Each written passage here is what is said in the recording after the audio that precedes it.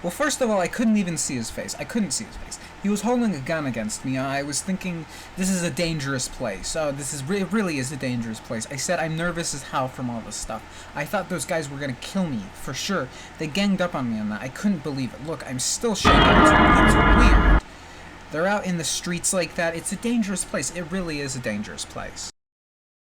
I had this friend who would always talk about mummies. Not always, it was just every time she saw me on the road or in the bus or when I was gardening, she would tell me about the history, like the procedures of mummification, the way the brain is turned into a goop, poured into a bottle, the way the corpse is wrapped up all nice and tight before being put to sleep forever.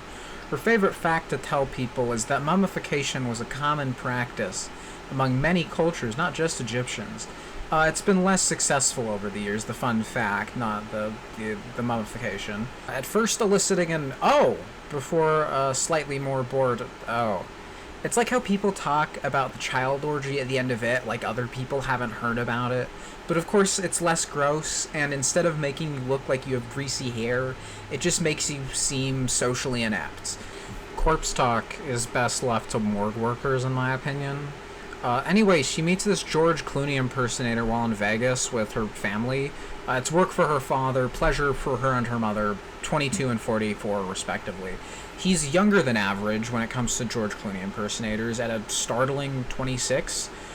She told me afterwards that he wears a suit, a tan, slightly dyed gray hair, and the best smile she'd seen up to that point.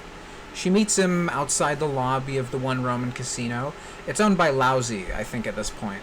They're playing classic Vegas music, right? Sinatra, Kick in the Head style stuff. I think it's Blue Moon, actually, that specifically plays when they meet. And I don't think it was a before sunrise thing. It was probably just a little moment of kindness and understanding. We don't get that much. She comes home, not giddy, but obviously interested in what she found. She kept talking about him like some kind of oddity you find at a museum or in your grandfather's basement. He smelled like cigarettes and his suit was all dusty, but not in the way that makes you think less of someone. She would repeat to people around her workplace all the time. Now, this was around the invasion, so it was more difficult to get into contact with people. The internet was down in most areas, and the places that had it still up were ridiculously expensive to travel to.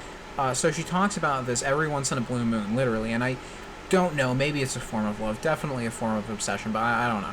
She visits Vegas, again, when she's 26, during that weird melding process when Vegas was controlled simultaneously by those weird Taoists in that bank. The really big one that's just there in the desert, I don't remember its name. So, because he's a capitalist, that immediately crosses off an entire section of the city. He won't be in boring Vegas, she thinks. Yeah, so she goes to the Strip, doesn't find him, she gives up, goes looking at an Egyptian-themed casino, you know, one of the shitty ones that kind of exists in the outskirts of Vegas that are pretending to be Vegas. And he's there at a mummy-themed slot machine, obviously, and it's playing Blue Moon, obviously.